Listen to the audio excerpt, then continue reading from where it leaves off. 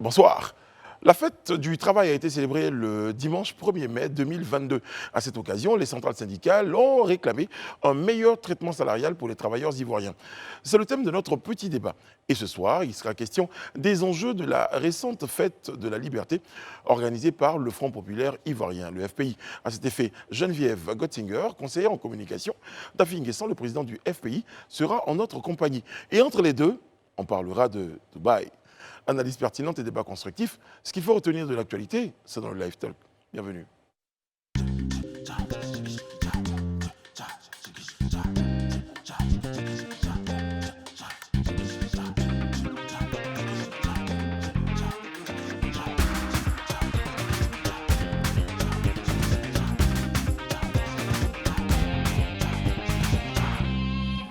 Oyez, oyez. On est très content d'être en votre compagnie. Quelqu'un m'a dit, est-ce que c'est un oyé de l'Africa Sport? Non, pour l'instant, l'Africa se pose beaucoup de questions. C'est un oyé pour dire qu'on vous aime. Bonsoir André, comment allez-vous? Bonsoir Brice, ouais, ça va plutôt bien. Bonsoir Yana. Bonsoir Brice. Je dois faire un commentaire sur les manches de cette jolie tenue. Sinon, tu pourrais t'en passer aussi. Oui. Oui. Non, mais parce que je parlais d'Africa Sport, le jaune de la SEC. Ouais. C'est pas fait exprès, c'est pas fait exprès en tout cas. Ouais. Alain Toussaint serait bien, si c'était fait exprès, aux couleurs du lys. Ça s'endra. Bien sûr. Bonsoir Alain, comment allez-vous? Bonsoir Brice. Merci d'être dans notre compagnie. Merci. Bon, que tout le monde est présenté, tout le monde est installé, ce numéro et tous les autres du Live Talk réalisé par la sublime Médiane Lago. Tout de suite, notre petit débat.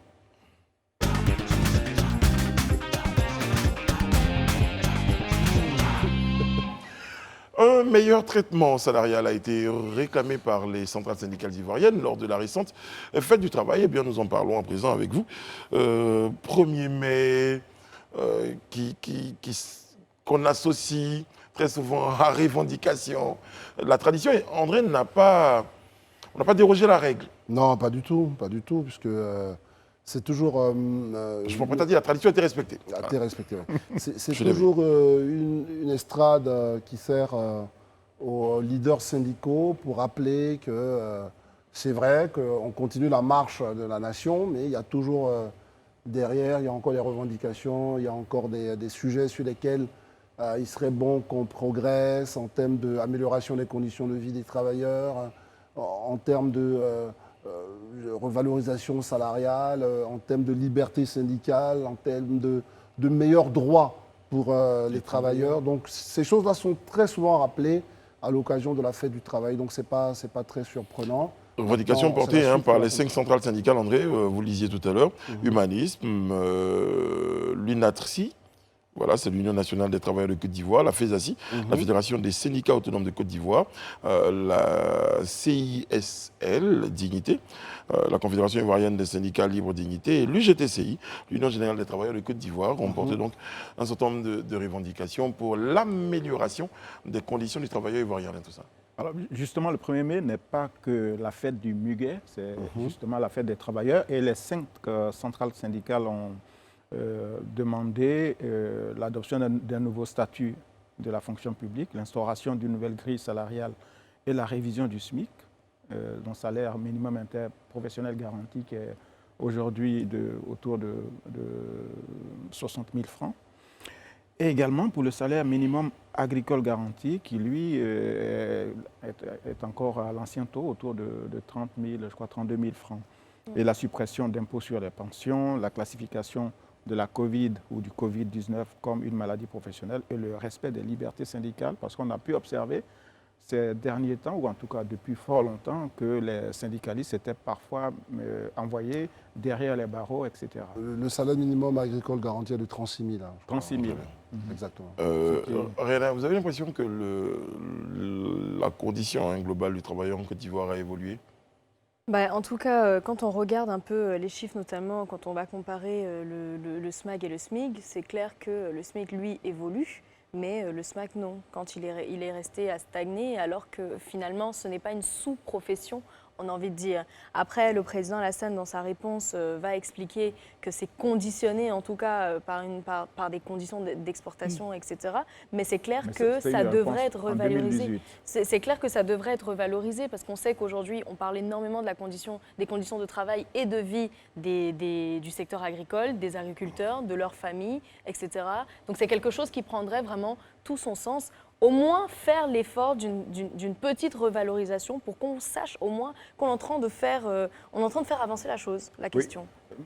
D'autant qu'on arrivera bien à une revalorisation du SMIC et du salaire minimum agricole parce que la vie est de plus en plus chère en Côte d'Ivoire, on l'a vu ces derniers mois, avec l'impact du Covid-19, avec la crise en Ukraine aujourd'hui qui impacte aussi certains produits qui sont importés. Et puis de manière globale, quand un pays est sur la voie du développement, il faut que ce développement se ressente sur les populations. Sur les conditions des travailleurs. Parce que quand on parle de la croissance, 6-7% ou même à 2 chiffres, il faut quelque part aussi que cela soit une croissance un peu vertueuse, qui apporte un bien-être aux populations. André, est-ce que vous avez l'impression qu'au-delà du rituel du 1er mai, est-ce que vous avez l'impression que ces revendications-là sont entendues? Parce que, je dis, il y a le 1er mai avec toutes les revendications, on a un peu l'impression qu'on écoute, et après, les syndicats vont en grève pour certains. Est-ce que vous avez l'impression que ces revendications sont entendues? Oui, sur votre question, entendue ou pas entendue, je pense que le fond du débat, c'est la réalité de la situation des différents pays. J'entends mes camarades parler du salaire minimum agricole garanti. Vous imaginez, parce qu'on a envie de faire évoluer les choses, fixer un salaire à 70 000 francs pour des ouvriers dans des champs ou dans un certain nombre de... j'allais dire, de coopératives agricoles, ça va être très compliqué. Donc, enfin, souvent, ça dépend aussi de la réalité. Oui, parce qu'on demande, par exemple, de passer du SMIC de 60 000 à 100 000 francs, par exemple. Voilà, donc ça dépend de la réalité aussi économique. Et la réalité économique, il y a à 2 pieds. Il y a l'activité économique, comment elle apporte, justement, comment elle marche pour qu'on puisse demander aux... Est-ce qu'elle génère? On va dire, est-ce qu'elle génère pour qu'on puisse demander aux entreprises d'augmenter? Ou bien il y a l'État. L'État dit, bon, écoutez, moi, si vous voulez embaucher au moins 10 millions de gars qui sont payés au SMIC, vous payez vos 66 000, moi je paye derrière 34 000 et ça fait 100 000. Oui, donc voilà, il y a des pistes. Oui. Non, c'est pour ça que je veux juste, pour poser le tableau, pour dire qu'en matière de politique économique, on voit. Si on voit que l'activité est là et que les entreprises réchignent, on leur dit, bon, allez, vous, on vous force tout le monde à 100 000. Ils sont obligés de s'aligner parce qu'on constate nous-mêmes que l'activité marche. Si l'État même constate que ça ne marche pas si bien que ça et que les impôts permettent de rattraper un certain nombre d'inégalités, l'État va utiliser les moyens de l'impôt pour pousser. Donc, voyez-vous, les syndicalistes n'auront pas de bonnes réponses parce que moi, de mon point de vue, ce n'est pas très clair au niveau de nos choix gouvernementaux. Est-ce qu'on est un pays... C'est ce que j'allais dire. Oui, bien sûr. Est-ce qu'on est un pays vraiment libéral? C'est ça. Et donc, on parle avec... là, quand on parle des centrales syndicales, mais excusez-moi, on ne voit pas le patronat. Et tout ça, c'est des gens qui doivent être dans la discussion pour que justement, on puisse savoir c'est avec quel levier on va permettre justement au travail d'être bien rémunéré et de faire vivre convenablement le pays. C'est ce que j'allais suggérer. Je pense qu'il faudrait une conférence sociale sur les salaires parce qu'une fois encore, je le dis, on est la locomotive de notre sous-région et en Côte d'Ivoire, le travailleur qui est payé 60 000 francs va forcément, comme on dit, être en situation de survie. Voilà, ce n'est pas possible, même quand on habite des quartiers moins lotis, de s'en sortir avec si peu. Donc, il faut que cette dimension soit prise en compte et il faudra que les autorités apportent une réponse et que même les oppositions diverses qu'elles sont aussi indiquent des pistes. Il faut qu'on sache, parce qu'on ne peut pas être un travailleur pauvre, ce qui parfois crée des tensions dans le pays, des tensions sociales, parce que les syndicalistes sont toujours en train de revendiquer. On a quand même des milliers d'entreprises qui font des profits. Il faut aussi que cela puisse apporter quelque chose à ceux qui travaillent. Donc, moi, je trouve ça très bien. Il est important que le gouvernement, que les autorités se penchent sur la question salariale. Surtout, je trouve ça très bien qu'André touche un peu ce point du gouvernement libéral, parce que finalement, c'est un peu un paradoxe. On est un peu sur une forme de méritocratie, mais derrière, on a des travailleurs dont la condition n'évolue pas, malgré qu'on nous dise qu'on est dans un progrès économique qui est justifié par des chiffres. Donc, c'est normal, on peut comprendre ces revendications qui viennent d'une certaine frustration. On a l'impression que le pays évolue économiquement parlant. On est des travailleurs, donc ça veut dire qu'on participe à cette évolution, mais derrière, il faut qu'on en récolte aussi les fruits. Et c'est pour ça que j'insistais sur la condition des agriculteurs, parce que l'agriculture, c'est quand même un gros, j'ai envie de dire... C'est le pilier de l'économie ivoirienne. C'est l'un des plus grands piliers de notre économie ivoirienne depuis des années. Et quand on nous dit que leurs conditions n'évoluent pas, on est aujourd'hui sur des débats sur comment, justement, revaloriser ces secteurs, mais surtout, on cherche à emmener plus de personnes à se tourner, à se pencher vers ces secteurs, mais il faut rendre ce secteur attractif. La question pour les derniers tours de rendements. table sur le sujet, est-ce que vous avez l'impression aujourd'hui que l'État a les moyens de pouvoir faire face à toutes ces revendications? Mais c'est à l'État de trouver les moyens de faire face à ces revendications. C'est ce que je veux dire. Est-ce que l'État a forcément ces moyens? Moi, je ne maîtrise pas les budgets de l'État, mais c'est à l'État de trouver justement les leviers qui peuvent permettre de répondre, en tout cas, ou de commencer un semblant de réponse à ces personnes. Alors, il y a forcément une réponse à un problème. C'est ça. Et quand on parle de révalorisation du SMIC, cela ne concerne pas que le personnel de la fonction publique, c'est aussi le privé. Et même si les entreprises du privé parfois rencontrent des difficultés, il y en a quand même une large majorité qui tire son épingle du jeu. Mais il faut s'intéresser à la condition humaine. On ne peut pas continuer de participer à la croissance, à la productivité d'un pays quand on est un salarié pauvre. Ça ne peut pas faire avancer ni le travailleur, ni le pays. Surtout qu'à long terme, ça aura j'ai envie de dire, de mauvais effets. Si les travailleurs aujourd'hui ne se sentent pas impliqués dans cette forme d'évolution, dans cette forme de progrès économique, les travailleurs se découragent et puis ne donnent plus ce qu'ils ont. André, 2 minutes pour un point de vue pour terminer. Oui, pour moi, mon point de vue, c'est que je pense que l'État a des marges de manœuvre. Je partage vraiment l'avis de Rayana et de Toussaint Alain là-dessus. L'État a des marges de manœuvre. On peut dire que le budget de l'État, ce n'est pas un puits sans fond dans lequel on peut toujours retirer de l'argent. Mais il y a des leviers. Je pense qu'aujourd'hui, on ne combat pas assez, par exemple, nous, dans nos pays. Je n'ai jamais entendu parler de la politique sur l'évasion fiscale. Il y a des gens qui produisent de la richesse ici et c'est gardé en Suisse, c'est gardé à Londres ou je ne sais où. Tout ça, c'est des moments où à Beyrouth. Donc, c'est des moments où l'État peut récupérer quelques milliards. Il faut poursuivre justement la question de la corruption, le gaspillage des deniers publics. Vous allez aller, tout ça, c'est nous, on paye. Vous arrivez dans des écoles où l'électricité est allumée tout le temps, 24 heures sur 24. Donc, il y a plein de secteurs comme ça où l'État peut récupérer quelques centaines de millions et très rapidement, ça fait des milliards et c'est des choses qu'on peut redistribuer pour les plus pauvres. Et un dernier mot, un secteur que l'État maîtrise, c'est, comme on dit, la collecte de l'impôt. Voilà. Et donc, il faudrait peut-être être encore plus efficace dans ce travail-là pour permettre au pays d'avoir des ressources et pour pouvoir les redistribuer aux populations qui travaillent pour faire avancer la Côte d'Ivoire.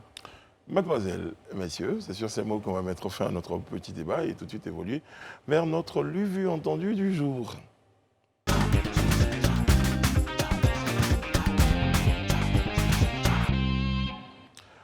Notre lu, vu, entendu, je le disais, nous vient du média en ligne, Infodrome. Il traite du scandale Dubaï, Porti-Pota, qui secoue la toile en ce moment. Porta-Poti. Ah, c'est Porta-Poti. C'est pas Petit-Pota. Non, c'est Porta-Poti. Et c'est vrai que tout le monde fait l'erreur. Dans l'un ou l'autre des cas, c'est... Voilà. Mais c'est une bonne signification parce que ça veut dire toilette ambulante ou toilette portable. Voilà. Donc, Porta-Poti. Bien. Alors, justement, vous nous en parlez. Vous y connaissez.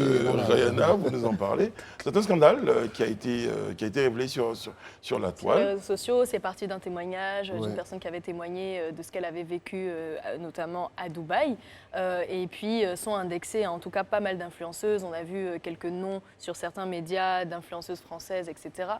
Mais en tout cas, on va plutôt l'analyser dans le fond. Dans le fond, ça dit tout simplement que des femmes iraient à Dubaï pour des voyages, en tout cas où elle s'adonne à certaines pratiques sexuelles qui sont parfois assez extrêmes et qui ont choqué plus d'un. On a vu une vidéo circuler sur la toile où a éclaté le scandale. Et derrière ça, c'est beaucoup d'autres femmes qui sont indexées. C'est beaucoup, en tout cas, ça a fait, comme on dit, ça a fait un tollé. Au-delà des accusations, au-delà des attaques, parce que voilà, ce qu'il faut retenir dans cette affaire, c'est qu'on est dans un contexte aujourd'hui où l'appât du gain pourrait amener des personnes à faire des choix qui sont extrêmement contestables. Alors, extrêmement contestable. Après, je ne sais pas si nous, on peut se permettre de juger les choix de ces personnes parce qu'il y a eu consentement derrière. Donc, non, pas dans tous les cas, parce que pour certains témoignages qu'on a reçus, des personnes avaient été séquestrées, menacées. Là où ça, à Dubaï, là. Oui. Alors, en tout cas, ce n'est pas ça le sujet du porte-à-potie. Quand on parle de porte-à-potie, on parle d'une certaine forme de consentement. Ce sont des femmes qui sont demandées, qui sont payées pour ces services-là et qui le font. La preuve, le but, en fait, quand on fait éclater ce type de pratique, c'est de dire il ne faut pas, envier les influenceuses qu'on voit sur les réseaux sociaux parce que voici d'où viennent leur argent, etc. Moi, derrière, ce que je déplore un peu, c'est que Dubaï, on le sait, c'est une destination touristique qui est magnifique. C'est une destination où beaucoup de gens ont l'habitude d'aller. Et aujourd'hui, ça stigmatise un peu cette destination. Et c'est dommage parce qu'on parle d'une minorité de personnes qui s'adonnent à ces pratiques-là. Ce n'est pas qu'à Dubaï que ça se fait. Donc c'est un peu dommage de voir, en tout cas, c'est bien que ça sorte parce que ça donne une vraie leçon à la jeunesse, etc. Mais c'est dommage de voir que ce soit cette destination qui soit aussi indexée. Et on sait avec les réseaux sociaux, tout part très vite. Voilà. Bon, cette affaire connaît un retentissement parce que les personnes qui seraient concernées sont celles qui s'affichent le plus sur les réseaux sociaux, exhibant... comme on dit, les biens qu'elles auraient acquis, montrant un peu une forme d'aisance financière qui est finalement le produit d'une prostitution transnationale, parce qu'elles vont jusqu'à Dubaï. Mais en même temps, on ne va pas stigmatiser Dubaï parce que dans nos villes d'Afrique et de Côte d'Ivoire ou d'ailleurs, on a aussi ce genre de commerce et qui touche tous les milieux. Aisés, classe moyenne et pauvres, parce qu'aujourd'hui on fait commerce. Je crois que dans le cas de l'expression que connaît bien Rihanna, c'est porta-petit. Il y a une pratique qui a été associée, permettez l'expression, à cette prostitution classique-là, qui est venue.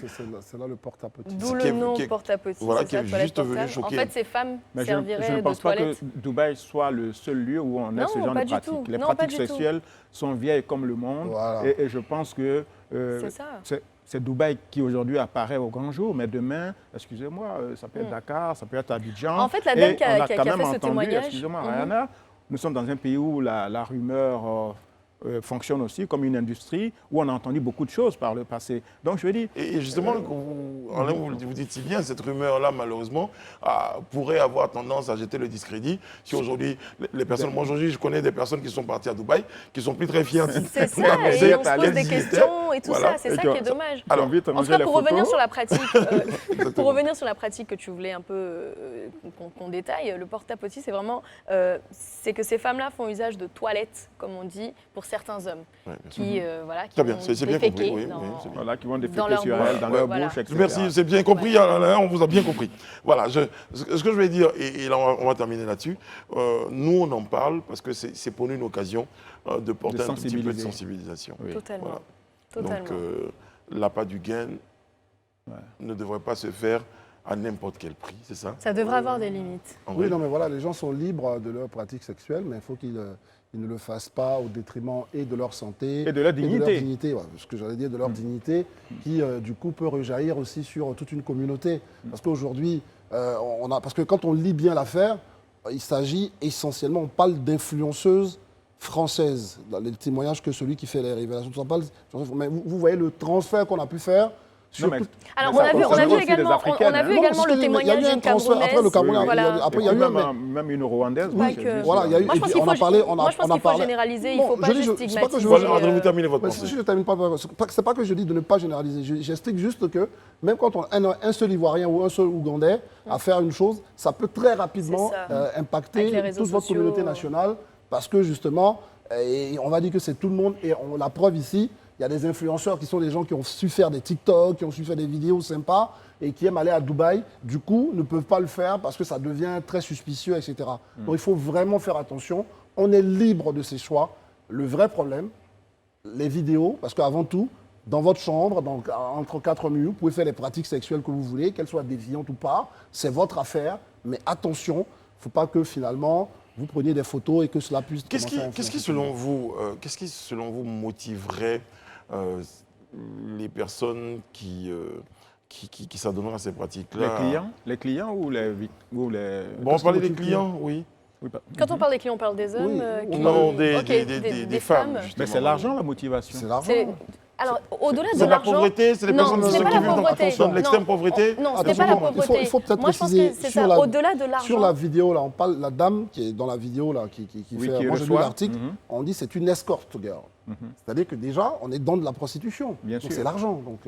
Mais au-delà de l'argent, parce que pourquoi est-ce qu'on cherche autant d'argent à la fois? C'est surtout le m'as-tu vu. Il faut dire que les réseaux sociaux aujourd'hui ont défini de nouveaux codes de réussite. C'est le fait d'avoir des sacs de marque, c'est le fait d'avoir des voitures de marque, d'être vu dans des yachts et d'avoir un lifestyle complètement démesuré. Et aujourd'hui, ça a mis ça à la mode, donc certaines personnes se sentent frustrées quand elles n'ont pas ça. Et elles sont prêtes à tout pour pouvoir montrer qu'elles ont ça aussi. Et ce qui est intéressant avec ce buzz, c'est que ça permet en même temps d'éduquer, de sensibiliser et de dire tout ce que vous voyez sur les réseaux sociaux, ça ne vient pas forcément de pratiques très saines. Donc c'est plus ça qu'il faudrait retenir de ce buzz.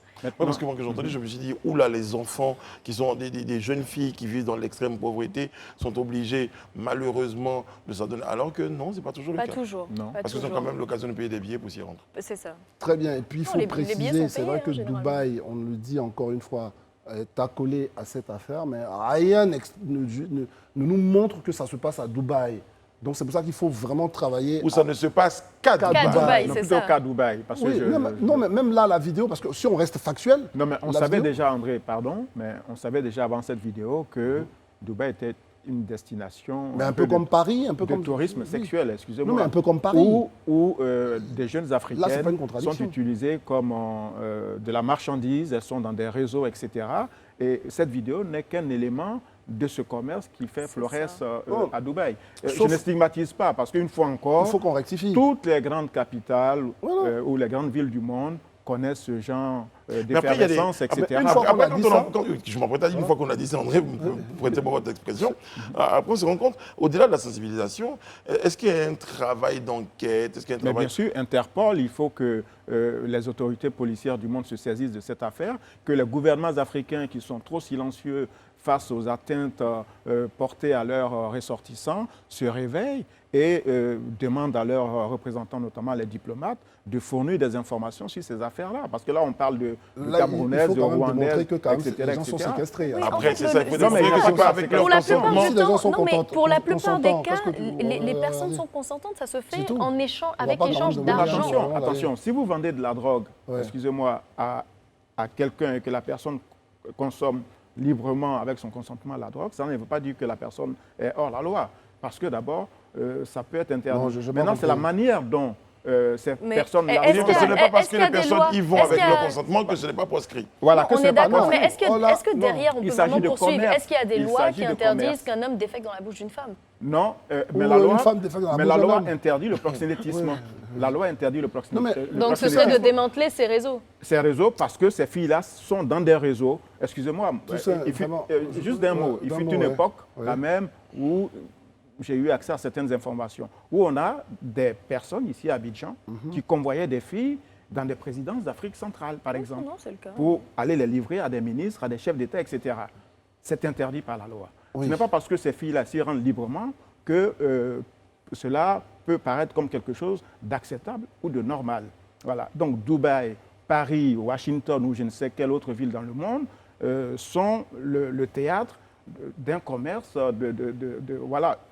de jeunes Africaines, etc.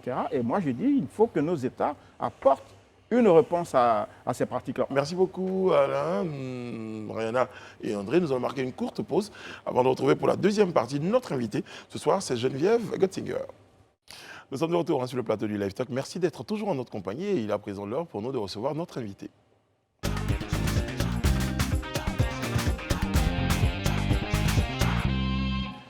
Geneviève Göttinger est avec nous sur le plateau. Elle est la conseillère en communication du président Afin N'Guessan, le président du FPI, également présidente de l'agence Image avec 2GE. Bonsoir madame. Bonsoir monsieur. Merci d'accepter d'être ce soir sur notre plateau. C'est moi qui vous remercie. Alors donc je vous disais tout à l'heure que vous êtes conseillère en communication de monsieur Pascal Afin N'Guessan. On a juste envie de savoir comment se fait la rencontre, comment naît cette histoire d'amour, permettez-moi l'expression. C'est une histoire d'amitié et c'est une histoire de confiance. Allez, expliquez-moi. Ça a commencé le début 2020. En fait, j'ai été contactée par l'un de ses vice-présidents. La campagne présidentielle allait démarrer dans quelques mois et cherchait une conseillère en stratégie de communication. Je l'ai rencontré quand il est venu à Paris en février. Voilà, la première rencontre a été sympathique, assez chaleureuse. Je l'ai trouvé brillant, charismatique. J'ai trouvé qu'il avait une vision pour son pays qui m'intéressait. J'ai la chance, à mon âge et eu égard à mon parcours, de pouvoir choisir les personnes pour lesquelles je travaille. Et donc, on s'est mutuellement choisis. Au-delà même de la communication, simplement comme ça, vous pensez que vous avez une bonne connaissance des réalités politiques, socio-économiques ivoiriennes pour prétendre accompagner un ancien Premier ministre de sa carrière? Non, mais c'est une bonne question. Je me la suis posée moi-même. J'ai une attirance pour l'Afrique. J'ai travaillé à RFI pendant très longtemps, donc j'ai beaucoup parcouru le continent à plusieurs titres. Quand j'étais journaliste politique, et puis ensuite quand j'étais directrice de l'information, et ensuite directrice générale. Donc j'ai une connaissance quand même assez intime de la Côte d'Ivoire, que j'ai connue dans des périodes de crise. À RFI, j'ai géré la réouverture des émetteurs en Côte d'Ivoire après l'assassinat de Jean Hélène, la possibilité de renvoyer un correspondant, le choix de ce correspondant, toutes les questions touchant à sa sécurité. Donc c'est un pays que je connais bien, c'est un pays que j'aime. Et je ne travaille pas sur n'importe quel pays, je ne travaille pas avec n'importe qui. J'essaie d'être légitime dans les contextes dans lesquels j'apporte une expertise. Après, la stratégie de communication, oui, il faut connaître le pays, on est complètement d'accord. Ce qui est intéressant, c'est aussi le regard un peu extérieur et un peu décalé. C'est ça, parce que sans ça, évidemment, Pascal Afin N'Guessan a des conseillers et a des communicants en Côte d'Ivoire, avec lesquels je suis d'ailleurs régulièrement en contact. Moi, ce que j'apporte, c'est quelque chose d'un peu différent, qui tient aussi à une relation personnelle qui se forge, et à une discussion qui est différente de ceux qui habitent et qui ont un regard forcément très ancré dans le quotidien de la Côte d'Ivoire. J'essaie de prendre un peu de hauteur et de lui apporter quelque chose de différent. Et j'espère y arriver. On sait quand même que donc, vous êtes conseillère pour le président du FPI, oui. Donc c'est un double enjeu, parce qu'il y a certes son image, mais il y a aussi quelques enjeux liés au parti dont il est le président. Comment est-ce que vous faites face à cet enjeu, notamment dans ce contexte? Alors, c'est-à-dire, le président est indissociable du parti. C'est lui qui, bien sûr, au FPI, comme il l'a dit, il n'y a pas de gourou. C'est ce qui fait aussi la spécificité de ce parti. C'est un parti d'équipe où toutes les décisions sont souvent prises collectivement. D'ailleurs, la décision de me coopter dans son équipe a été prise collectivement. On s'est rencontrés, nous, à Paris. Ensuite, je suis venue en Côte d'Ivoire. J'ai rencontré tout un aréopage de personnes avec qui j'ai discuté. Et c'est aussi parce que ça a bien fonctionné entre nous que je travaille pour lui. Donc, la communication du président du FPI est assez indissociable de la communication du FPI. C'est de mon côté de la réflexion stratégique à partir de ces choix, dont on peut discuter, sur lesquels il peut aussi me demander mon avis. Ensuite, comment on les met en musique, comment on les vend, comment on les valorise, comment on les rend compréhensibles. C'est aussi une entreprise de pédagogie. Madame Göttinger, Alain Toussaint a une question pour vous, avant que je vous pose la mienne. Alors, est-ce que conseiller un dirigeant africain est différent d'apporter le même service à un dirigeant français ou européen? Est-ce que votre travail est le même? Je pense que le travail de conseil est le même. Oui. Sur le fond? Le travail de conseil est le même sur le fond. Après, il y a un rythme qui est parfois différent en Afrique, auquel il faut s'habituer. Ça a été peut-être la chose la plus compliquée sur moi. Mais quand j'ai lancé mon agence, je voulais vraiment travailler sur l'Afrique. C'est-à-dire que quand j'ai quitté France Média Monde, enfin, travailler pas que sur l'Afrique, mais travailler aussi sur l'Afrique. Mais quelles sont ces différences dont vous parlez justement? La gestion du temps. Quelquefois, la décision se prend plus lentement. Voilà. Quelquefois, il peut y avoir une forme d'attentisme entre le moment de la discussion, la prise de décision et le passage à l'acte. Ça, c'est quelque chose que je ressens en Afrique partout. C'est pas du tout. Est-ce que vous avez constaté, par exemple, qu'en Afrique, en tout cas dans certains pays, n'est pas communiqué, c'est aussi communiqué, c'est le silence. Partout. Geneviève, excusez-moi, tout ça. Bon, je veux qu'on reconnecte un peu rapidement la première question de Toussaint Alain. D'accord. est-ce qu'on conseille différemment un dirigeant africain d'un dirigeant européen? Parce que c'est important. Pour moi, je pense, ce qui s'est passé en 2020, Oui, avec la désobéissance civile, oui. avec quelque chose qui pourrait paraître de l'ordre d'une forme d'appel à la subversion, alors qu'on sait que quand vous êtes profondément attaché à la démocratie Oui, et tout ça. et mon client également. On est d'accord, mais quand vous retrouvez un dirigeant africain qui, dans un contexte qui peut s'expliquer, lance ce type d'appel, quelle position? Parce que Alors, ça peut lance paraître ce type intenable. de- Comment justement, c'est une vraie différence avec un dirigeant européen. Comment vous gérez ce type Ben, de la situation? différence, elle tient peut-être en la manière dont s'exerce la démocratie dans certains pays africains. C'est pas le conseil donné à un dirigeant, c'est l'état de démocratie dans un pays. Voilà, c'est plutôt lié à ça. Après, le dirigeant se trouve face à une situation dans laquelle finalement il n'y a que de mauvaises options. Il y avait à ce moment-là que de mauvaises options, il n'y en avait C'est pas vrai. de bonnes. Et, il s'est exprimé à Bangourou là-dessus, il est revenu de manière un peu subliminale, puisqu'il n'a pas cité le mot désobéissance civile ce week-end, donc vendredi, pour dire que c'était quelque chose qui l'avait meurtri, parce que c'était pour lui une nouvelle démonstration que globalement, la Côte d'Ivoire n'avait pas encore réussi en 2020 à l'époque à se sortir de ces vieux démons et que c'était catastrophique parce que finalement, ce qui payait, c'était finalement le peuple et que en fait, ce qu'il fallait aujourd'hui, c'était vraiment totalement s'en sortir, tourner la page, n'être surtout pas guidé demain dans la volonté de conquérir le pouvoir par l'envie de revanche, d'une espèce de match retour sur je ne sais quelle humiliation que vous auriez subie, sur je ne sais quelle souffrance que vous auriez subie. Non, parce qu'à la fin Nguesson, c'est le contraire de ça.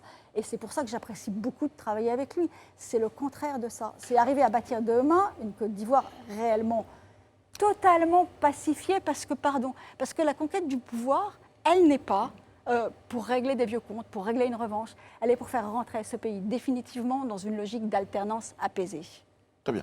Alors, je vais revenir à cette question. Hein. J'ai eu 2 tours de table avant cette question. Je vous en prie. Alors, vous décidez de travailler avec Pascal Affi N'Guessan, vous disiez qu'il est brillant. Oui. Vous disiez également que vous connaissez le contexte ivoirien, Oui.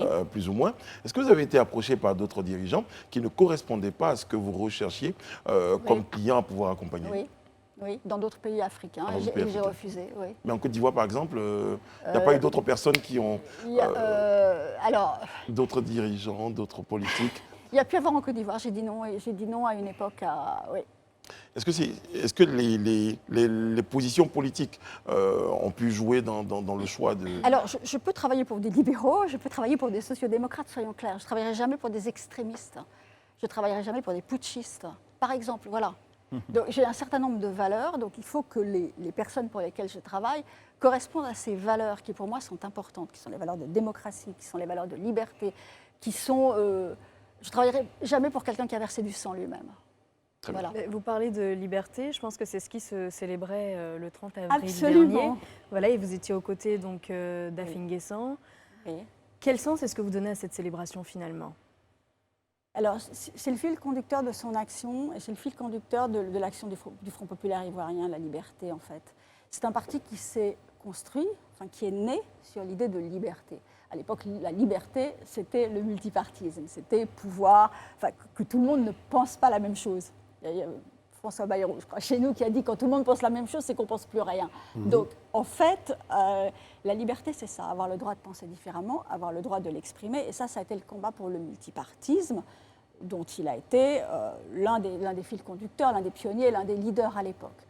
Et aujourd'hui, la liberté, c'est faire rentrer la Côte d'Ivoire dans ce qu'il appelle les libertés réelles, c'est une liberté mieux affermie, liberté politique, avec une maturité démocratique. Pourquoi liberté réelle? Pourquoi liberté Parce réelle? que la liberté n'est vraiment réelle que vous avez une totale liberté de choix, que quand vous êtes un petit écolier, vous arrivez à vous projeter sur un avenir, que quand vous êtes une jeune fille, vous ne vous retrouvez pas enceinte à l'école à 10 ans ou 12 ans et votre vie foutue en l'air à cause de ça.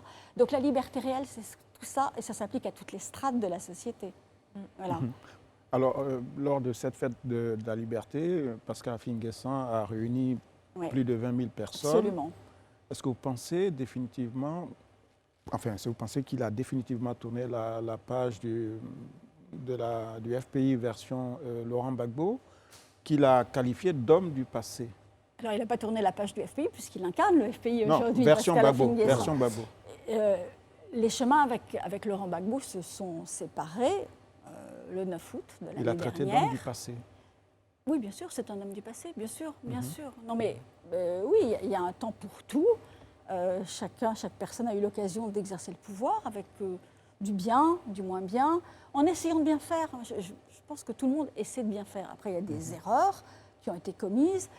Il y a eu à l'époque de Laurent Gbagbo, je pense, une mauvaise appréciation de la situation politique à certains moments, voilà, qui a conduit à la chute du FPI. Et aujourd'hui, il est évident qu'à son âge, sa carrière politique est derrière lui. Quand Pascal Affinguesson dit ça, ça n'a rien d'injurieux. C'est juste une constatation. Vous êtes un pays avec une population d'une jeunesse incroyable. Je crois que 75% de la population a moins de 25 ans en Côte d'Ivoire. Et vous avez des dirigeants qui aspirent à se faire élire à 80 ans. Nous, on est un pays, je ne donne pas de leçons, mais un pays vieux, très vieux, avec des retraités, avec maintenant peut-être bientôt un problème de reproduction des générations. Et on a élu à 5 ans un dirigeant de 39 ans, qui a aujourd'hui 44 ans. Donc, est-ce que quand vous avez 80 ans, 90 ans, est-ce que vous êtes le mieux à même de comprendre les aspirations d'une jeunesse? Sur ça, je vais vous arrêter vraiment, pour permettre de repartir sans doute sur cette idée. Oui. Comment on arrive à conseiller quelqu'un comme Affinguesson dans un contexte où, déjà, on a affaire à quelques personnes d'un certain âge, et ensuite, ces personnes ont un lot de militants qui sont attachés à leur personne, et on a besoin de valoriser quelqu'un comme Affinguesson. J'imagine votre plan, votre stratégie pour arriver à le positionner. Comment est-ce que vous construisez son positionnement? Vraiment, merci de terminer c'est ça. Comment je construis son positionnement? Il est extrêmement clair. Enfin, il a un positionnement qui est limpide. C'est être demain un président, une forme de président passerelle entre l'ancienne génération qui a déjà exercé le pouvoir et qui est appelée à le quitter, et une génération plus jeune qui viendrait ensuite avec... Mais est-ce qu'on a Qui est appelée à le quitter, il ne faut pas croire. Hein. Est-ce qu'on a forcément besoin d'un Il y a plusieurs mandats. Est-ce qu'on a forcément besoin d'un président passerelle? Est-ce que c'est vraiment ça l'enjeu? Il a la compétence pour le faire. Il a un amour infini de son pays. Il a une connaissance profonde de ce pays. Il a un projet. Il a une vision politique. Et il est arrivé à un point d'aboutissement, je dirais que non, peut-être pas, des personnalités plus jeunes. Voilà. Très bien. Et il a un projet politique, encore une fois, qui est porteur d'espoir. Enfin, on l'a vu à Abengourou, vous disiez 21 000 personnes à minima, ça c'est le chiffre que nous ont donné les policiers. Chez moi, on minore. La police minore en général les chiffres. Donc si on dit 21 000 selon la police, en général les organisateurs doublent. Donc nous, on n'a pas doublé, enfin le FPI n'a pas doublé, ils se contentent de donner les chiffres de la police. Mais il y avait une marée humaine à Abengourou. Donc, si vous voulez, il y a un engouement aujourd'hui autour de Pascal Affinguesson. Madame Gantinger, on va marquer une courte pause. On va à la pub et on revient juste pour la suite. D'accord. À tout de suite. Tout de suite. Nous sommes de retour sur le plateau du Live Talk pour la deuxième partie de notre entretien en compagnie de Madame Geneviève Gottinger, elle est conseillère en communication, de Monsieur Pascal Affinguesson, le président du FPI. Alors justement, on va, avec votre permission, aborder pour moi un aspect qui a pu être très difficile dans le parcours de Pascal Affinguesson. André parlait tout à l'heure, c'est la période, je vais dire quoi, la période de l'enveloppe. L'enveloppe. Oui, la séparation avec Laurent Gbagbo. Dans quel état d'esprit il était Pascal Affinguesson et quelle stratégie vous lui avez conseillé dans cette période-là? Les stratégies que je lui conseille, on les garde pour nous, lui et moi, d'accord. Alors ensuite, l'enveloppe, est-ce que ça a été difficile? Ça a été brutal. Ça a été brutal. Parce qu'effectivement, personne ne s'attendait à ça. Je pense que personne ne s'attendait à ça en réalité. Laurent Gbagbo est une figure de la vie politique ivoirienne. Il rentrait chez lui, il y avait manifestement un différend au sein du Front populaire ivoirien. La logique de la part d'une personnalité de cette envergure, c'est de s'asseoir et de parler avec ses camarades. Sauf si c'est intentionnel. Sauf si il refuse de s'asseoir et de parler. C'est ce qu'il a refusé. Pascal Affinguesson a essayé de le rencontrer. Il est venu à l'aéroport l'accueillir. Il s'est félicité de son arrivée. Il s'est félicité, enfin c'était extrêmement sincère. Hein. Il a ensuite passé plusieurs coups de fil pour le voir. L'autre ne l'a pas reçu. Le président Gbagbo a refusé de le recevoir. Bon, très bien. Donc ça veut dire qu'il souhaite couper avec une partie de l'histoire du Front populaire ivoirien. Écoutez, Pascal Afine-Guessant en a pris acte. Après, il y a un défi qui a été lancé au FPI. Vous avez raison, l'enveloppe, ça traduit quoi l'enveloppe? C'est une forme de mépris, évidemment. C'est de la haine qui s'exprime à travers du mépris. Voilà, bon, très bien, l'enveloppe est vide. Mais non, l'enveloppe n'est pas vide. 21 000 personnes après la démonstration de force de Treichville. C'est une deuxième manifestation de la force du FPI, de l'attachement des militants FPI à leur parti. Ça montre que, en fait, les militants FPI ne sont pas ce que croyait Laurent Gbagbo. Ils ne sont pas Gbagbo ou rien, ils sont FPI. Ce qu'ils partagent, c'est des valeurs. Ce qu'ils partagent, c'est une vision du monde et de la Côte d'Ivoire. Ce n'est pas des suivistes. C'est un parti dans lequel il y a toujours eu du débat. Donc, je pense que son attitude a été peu compréhensible. Après l'enveloppe, ça a imposé effectivement au FPI de démontrer quelque chose. Et il l'a démontré. Il l'a démontré de manière institutionnelle à Treichville avec un congrès particulièrement réussi.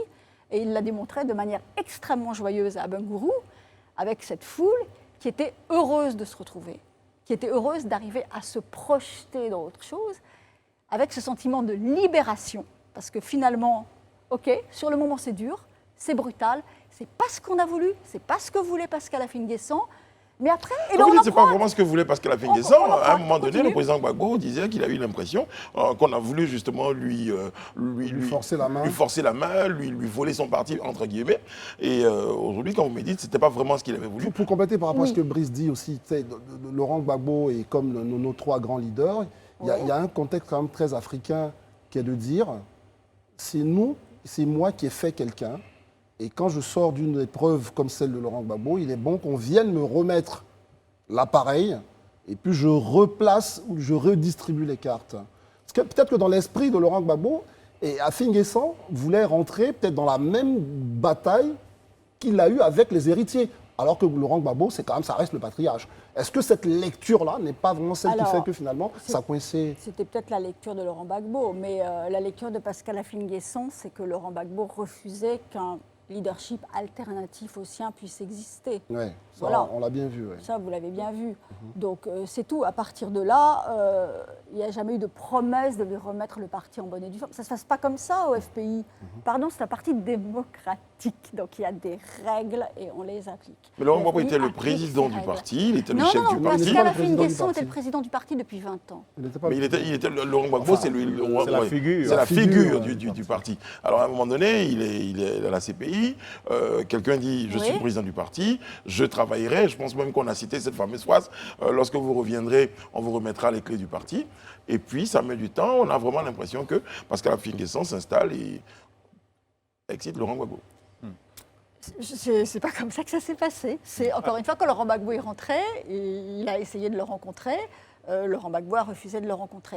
Bon, voilà, on ne va pas remettre les clés du parti. Est-ce qu'avant qu'il ne rentre, avant que Laurent Gbagbo ne rentre déjà, c'était pas déjà scellé avant le retour de Laurent Gbagbo? Est-ce que des dispositions étaient prises pour éventuellement remettre les fameuses clés à Laurent Gbagbo? Est-ce qu'on était déjà dans cet état d'esprit ou est-ce qu'on essaie juste de le rencontrer? Au Front populaire ivoirien, il y a un congrès qui décide, encore une fois.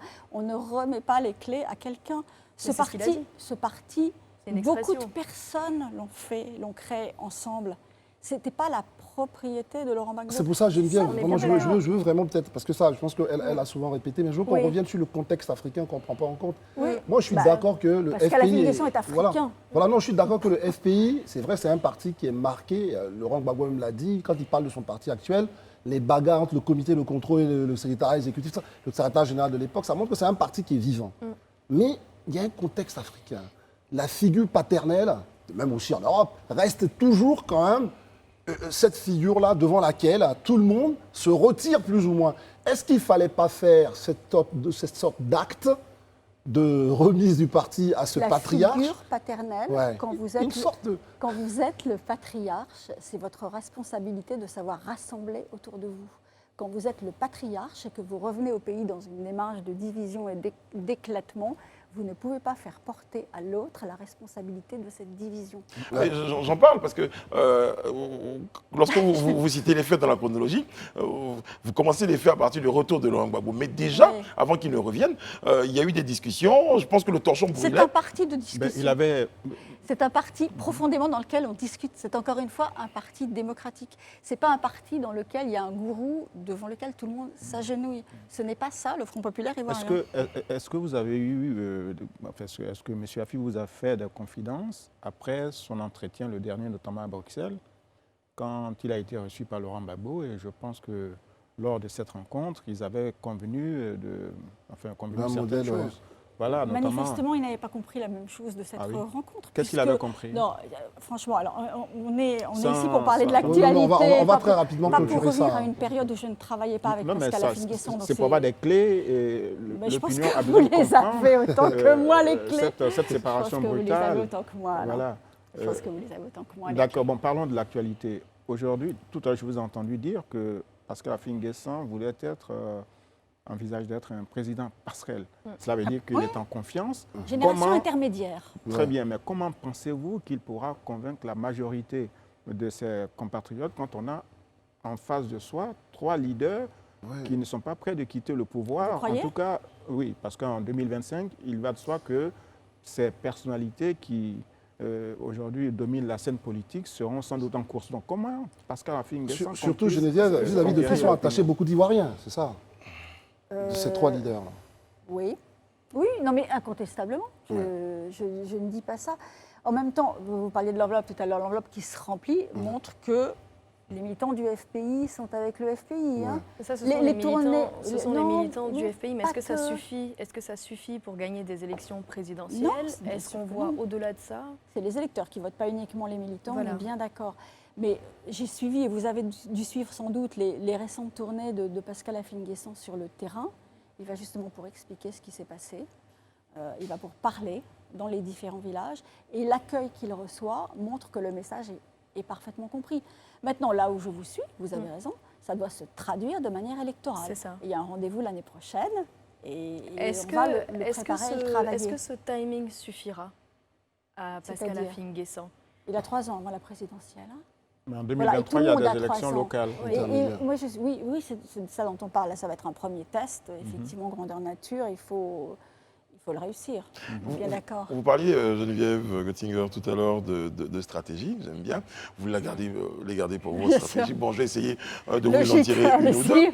À propos justement de la suite, est-ce que certains observateurs imaginent un rapprochement entre Pascal Affi-N'Guessan et Alassane Ouattara? Est-ce que c'est envisageable? Tout est toujours envisageable en politique. Hein. Mais surtout, vous avez reçu Pascal Affi-N'Guessan, il vous a répondu sur ce point. Tout est envisageable à la condition que ce soit, pour faire une Côte d'Ivoire pacifiée, plus démocratique. Pour continuer sur cette même question, puisque vous disiez tout à l'heure que Pascal Affi-N'Guessan avait essayé d'entrer en contact plusieurs fois avec Laurent Gbagbo pour essayer de reformer quelque chose. C'est quoi ce quelque chose qu'il essayait de retisser? Ça aurait été quoi ce lien finalement? C'était retisser le lien du FPI, enfin que la famille de la gauche ivoirienne se réunisse. Selon quelles conditions? Qu'est-ce qui se serait passé si Laurent Gbagbo avait été ouvert? S'ils s'étaient rencontrés, ils en auraient discuté entre eux et ils auraient vu le schéma qu'ils auraient proposé au Congrès. Bon, je ne vais pas faire de politique fiction. Je vous prends un mot, Mme Göttinger. Tout est possible en politique. Donc, un rapprochement Pascal Affi-N'Guessan, Alassane Ouattara possible. Pascal Affi-N'Guessan, Laurent Gbagbo possible.